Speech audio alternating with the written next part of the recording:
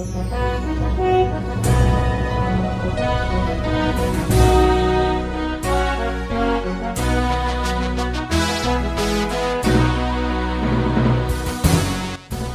bagi saudara sekalian, marilah kita siapkan hati dan pikiran kita untuk mendengarkan firman Tuhan.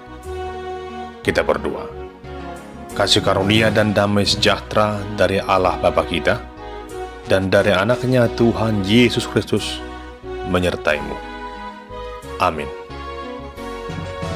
Jemaat yang terkasih dalam Kristus Yesus, firman Tuhan yang menjadi nas khotbah epistel Minggu tanggal 27 Juli tahun 2025 tertulis dalam kitab Injil Matius pasal yang ke-6 ayat yang ke-9 hingga ayat yang ke-13. Demikian firman Tuhan. Karena itu berdoalah demikian: Bapa kami yang di sorga, dikuduskanlah namamu. Datanglah kerajaanmu, jadilah kehendakmu di bumi seperti di sorga. Berikanlah kami pada hari ini makanan kami yang secukupnya. Dan ampunilah kami akan kesalahan kami, seperti kami juga mengampuni orang yang bersalah kepada kami. Dan janganlah membawa kami ke dalam pencobaan, tetapi lepaskanlah kami daripada yang jahat. Karena Engkaulah yang mempunyai kerajaan dan kuasa dan kemuliaan sampai selama-lamanya. Amin. Demikian pembacaan firman Tuhan. Saudara terkasih dalam Kristus Yesus, doa adalah nafas hidup orang yang percaya. Hal itu memberikan suatu pemahaman kepada kita bahwa sungguh begitu pentingnya dan sungguh sangat berartinya doa dalam kehidupan orang yang percaya. Jika doa adalah nafas hidup orang yang percaya, maka sebaliknya orang yang tidak berdoa tentunya rohaninya tidak dibangun, tidak hidup, tidak beroleh suatu pembaruan. Inilah yang akan kita lihat lewat topik dalam epistel Minggu hari ini mengenai doa Bapa kami, yaitu doa yang diajarkan Tuhan Yesus kepada para muridnya. Jemaat yang dikasihi Tuhan, jika kita memperhatikan dalam Injil Matius pasal yang ke-6 ini, mulai dari ayat yang ke-5 hingga ayat yang ke-13, di sana dipaparkan mengenai hal berdoa. Sebelumnya Tuhan Yesus memberikan suatu pengajaran kepada para muridnya agar mereka tidak mencontoh karakter dari orang-orang yang munafik yang sering mengucapkan doanya dengan berdiri di dalam rumah-rumah ibadat dan di tikungan-tikungan jalan raya, supaya mereka dilihat orang. Namun Yesus memberikan suatu arahan kepada orang percaya, kepada para muridnya, agar mereka sungguh-sungguh menunjukkan jati dirinya selaku orang yang percaya lewat kehidupan doanya. Ketika mereka berdoa, hendaklah mereka dengan tulus, khusyuk, dan sungguh-sungguh berdoa kepada Tuhan Allah Bapa yang ada di tempat yang tersembunyi, dengan menutup rapat pintu kamarnya dan berdoa kepada Allah Bapa di surga. Artinya di sini diberikan suatu tuntunan kepada mereka agar dikala mereka berdoa, mereka fokus dan sungguh-sungguh menyampaikan permohonannya kepada Allah Bapa. Kemudian juga disampaikan agar mereka dikala berdoa tidak menyampaikan doa yang bertele-tele, doa yang mengada-ngada, seperti doa dari kebiasaan orang yang tidak mengenal Allah. Orang yang doanya bertele-tele adalah orang yang sesungguhnya tidak mengenal Allah, tidak memahami kuasa Allah, yang jauh lebih mengetahui apa yang dibutuhkan oleh setiap orang, melebihi dari apa yang ia pikirkan, bahkan dari apa yang ia mintakan. Tuhan tahu apa yang kita butuhkan jauh sebelum kita berdoa. Namun selaku orang yang percaya, selaku orang yang dituntun untuk berbuat apa yang benar sebagai bukti dari iman kita, maka kita harus sungguh-sungguh menyampaikan permohonan di dalam doa yang sungguh. Lalu, kita tiba pada ayat yang ke-9 hingga ayat yang ke-13, yaitu doa yang diajarkan Tuhan Yesus kepada para muridnya, yang kita kenal dengan sebutan doa Bapa kami. Ada beberapa poin yang dapat kita renungkan lewat isi dari permohonan doa Bapa kami ini yang diajarkan oleh Yesus kepada para murid-Nya. Yang pertama, Bapa kami yang di surga. Jemaat Tuhan, hal ini memberikan suatu pemahaman kepada kita bahwa Allah yang kita sembah, di mana kita memohonkan segenap doa dan permohonan kita, adalah Allah yang kita yakini sungguh dekat dengan kita. Dan kedekatan kita itu layaknya seperti kedekatan seorang bapa terhadap anaknya. Atas suatu hubungannya demikianlah, kita diberikan suatu kesempatan yang sungguh luar biasa menyebut Allah sebagai Bapa kita.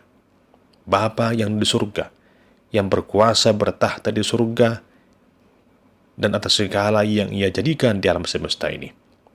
Bapa yang begitu dekat dengan kita, tentunya mengetahui apa yang kita butuhkan.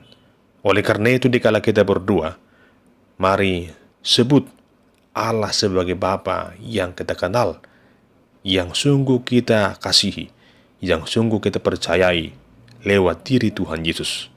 Dia adalah Bapa yang maha mengetahui dan sungguh dekat kepada kita. Lalu yang kedua, dikuduskanlah namamu. Jemaat yang dikasihi Tuhan, sesungguhnya nama Allah Bapa kita adalah nama yang sungguh kudus. Oleh karena itu, kita selaku umat kepunyaannya yang diberikan waktu dan kesempatan untuk bermohon kepadanya, hendaknya juga menjaga kekudusan kita di hadapan Allah yang kudus. Dikala kita mengucapkan dikuduskanlah namamu, hal itu menunjukkan rasa hormat kita kepada Tuhan. Dikala kita mengucapkan dikuduskanlah namamu, hal itu menunjukkan rasa hormat kita kepada Tuhan Allah, agar kita mengagungkan namanya, memuliakan namanya. Dalam artian bahwa dikala kita berdoa, maka kita harus sungguh-sungguh merasakan hadirat Allah yang kudus juga ada di tengah-tengah kehidupan kita. Untuk itu, dikala kita berdoa, kita juga harus menjaga kekudusan kita di hadapan Allah yang kudus, yang maha mengetahui segala yang kita butuhkan, yang juga mendengarkan permohonan kita. Kita harus menjaga sikap kita dikala kita bermohon dan berdoa kepada Allah yang kudus itu. Lalu bagian yang ketiga adalah, jadilah kehendakmu di bumi seperti di surga.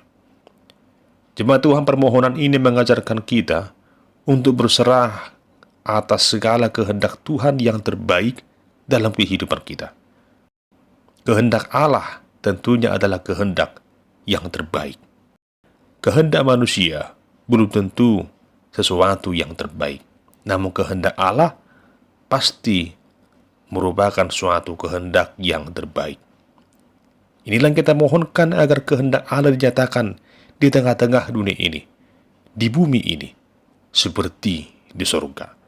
Jika dunia ini dipenuhi dengan segala rancangan kehendak Allah seperti di surga, maka dunia ini dan kehidupan kita akan selalu dilingkupi rasa damai dan sukacita. Di bumi seperti di surga. Yang keempat adalah, berikanlah kami pada hari ini makanan kami yang secukupnya. Jemaat Tuhan, di sini kita diajarkan untuk memohon segala permohonan kita atas apa yang kita butuhkan kepada Tuhan dengan didasari oleh rasa cukup. Agar jangan kita memohonkan sesuatu hal yang melampaui batas, yang tidak sesuai dengan kehendak Tuhan. Kita dituntun untuk merendahkan diri, merendahkan hati kita di hadapan Tuhan, agar apa yang kita butuhkan, yang kita mohonkan dalam kehidupan ini, seperti yang Tuhan rancangkan. Lalu bagian yang keempat, kita diingatkan untuk menyampaikan, berikanlah kami pada hari ini makanan kami yang secukupnya. Jemaat Tuhan, tentunya kita memiliki beragam kebutuhan dalam hidup ini. Kebutuhan jasmani, kebutuhan makanan, minuman, pakaian, dan banyak hal yang kita butuhkan. Namun ada kalanya oleh karena beragam kebutuhan itu, kita lupa kepada Tuhan, sang pemilik kehidupan ini, dan sumber segala berkat. Untuk itu kita dituntun lewat permintaan ini, agar kita memohon kepada Tuhan, diberikan makanan yang secukupnya. Agar jangan kita menjadi seorang yang serakah, yang tidak pernah merasa puas dan tak pernah merasa bersyukur atas apa yang telah kita rasakan dalam hidup ini.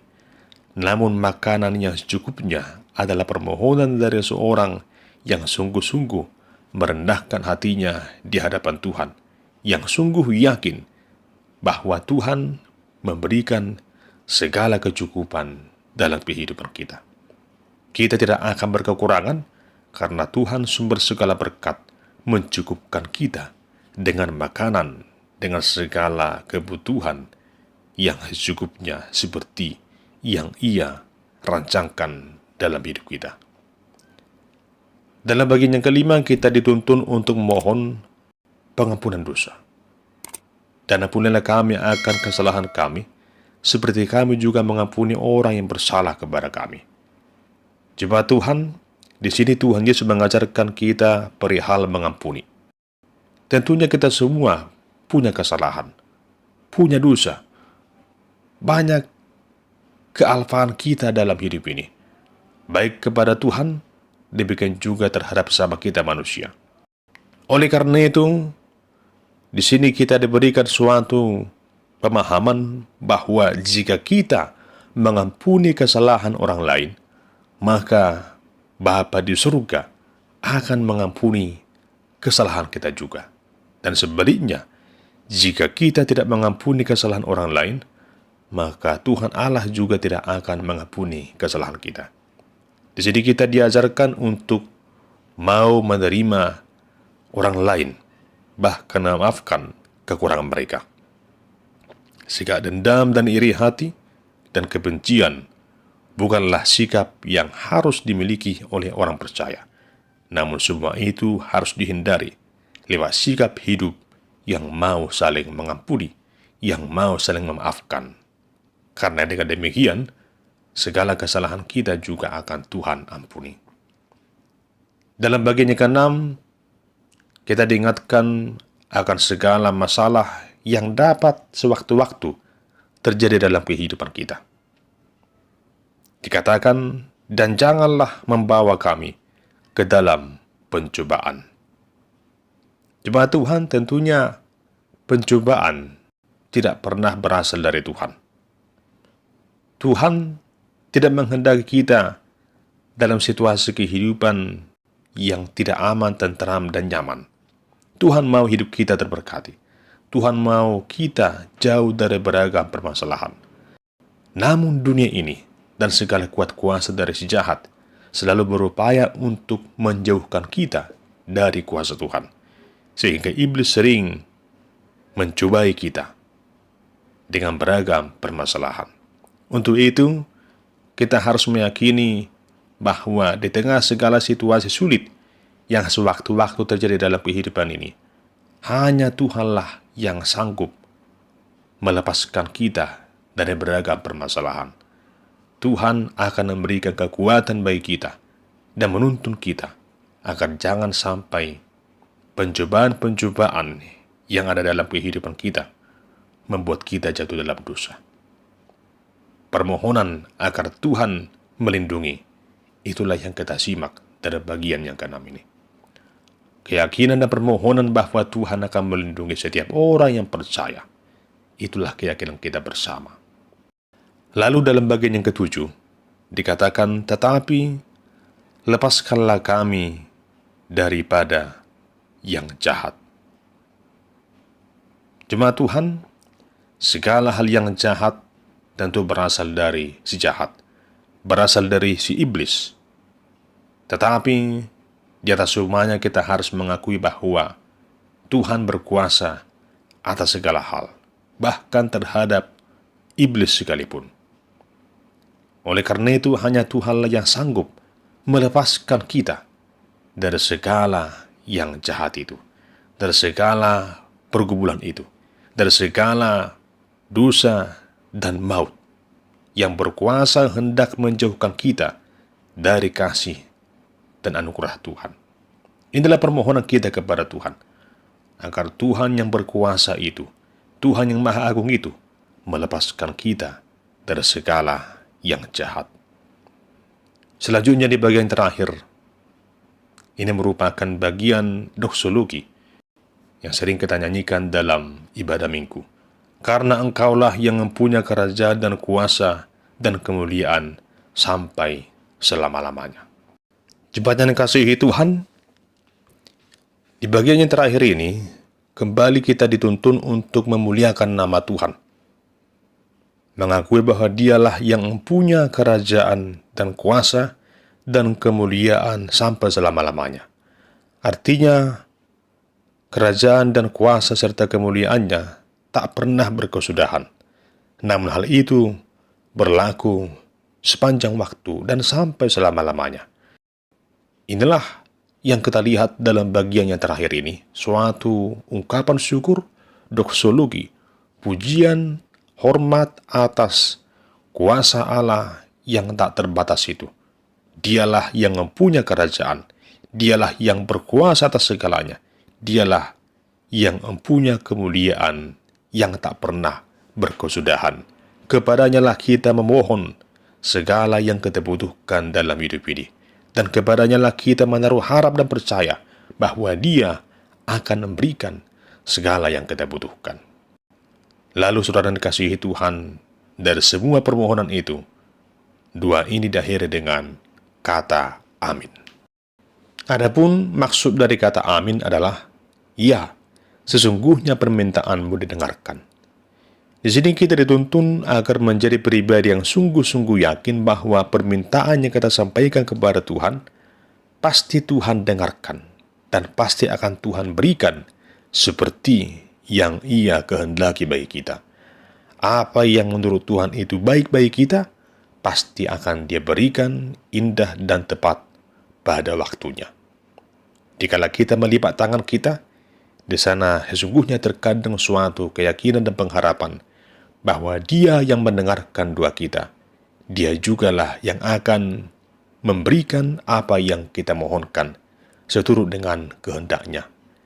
Untuk itu, dikala kita menyampaikan permohonan diakhiri dengan kata amin, tentu kita harus sungguh-sungguh mengimani kata amin itu, bahwa di dalamnya terkandung suatu makna keyakinan. Ya, sesungguhnya permintaanmu didengarkan. Saudara terkasih, lewat naskutbah saat ini, kita dituntun untuk semakin lebih dalam memaknai arti dari doa Bapa kami, bahwa di dalamnya ada suatu pemaknaan yang lebih dalam lagi tentang keberadaan Allah yang sungguh agung itu. Lewat doa kita mengalami suatu perjumpaan dengan Tuhan. Lewat doa kita dapat berbicara, berkomunikasi dengan Tuhan. Dan lewat doa kita dapat menyampaikan segala yang kita butuhkan, bahkan juga menyampaikan pujian kemuliaan dari diri kita bagi Tuhan Allah yang Maha Kuasa itu. Oleh karena itu, selaku orang yang percaya, tetaplah pelihara dan jaga kualitas hidup doa kita. Doa adalah napas hidup orang yang percaya. Berdoa adalah sarana untuk berkomunikasi dengan Tuhan. Doa adalah jembatan kita untuk berjumpa dengan Tuhan. Maka tetaplah berdoa dengan iman percaya yang sungguh, dan tetap yakin bahwa Tuhan pasti akan menjawab doa kita seperti yang Ia kehendaki. Jangan takut dan jangan khawatir, tetapi senantiasalah berserah sepenuhnya kepada Tuhan yang selalu mendengarkan doa-doa kita. Dan doa itu tentunya bukan hanya untuk kepentingan diri kita sendiri, tetapi di dalam doa kita juga menyampaikan permohonan bagi orang lain, agar jangan hanya kita yang diberkati, agar jangan hanya kita yang diselamatkan, tetapi agar juga semua orang juga beroleh berkat, damai sejahtera, sukacita dalam hidupnya, bahkan Doa itu juga adalah doa untuk keselamatan orang lain, doa untuk kebaikan orang lain, sehingga kita semua juga merasakan kebaikan dan rancangan Tuhan di bumi seperti di surga. Oleh karena itu, saudara yang dikasihi Tuhan, selaku orang yang percaya, tetaplah bertekun dalam doa, sebab doa adalah didengarkan oleh Allah. Amin. Kita berdoa. Ya Tuhan Allah, tuntunlah kami menjadi pribadi yang selalu bertekun dan menghidupi doa yang sungguh-sungguh dalam kehidupan kami, agar kami selalu menyerahkan kehidupan kami kepadamu saja, bahkan juga membawakan sesama kami manusia di dalam doa kami, agar semuanya beroleh damai, sejahtera, sukacita, bahkan kemenangan atas segala pergumulan pencobaan di dalam kehidupannya. Bagimu pujian, hormat, kemuliaan, kekal sampai selama-lamanya. Amin.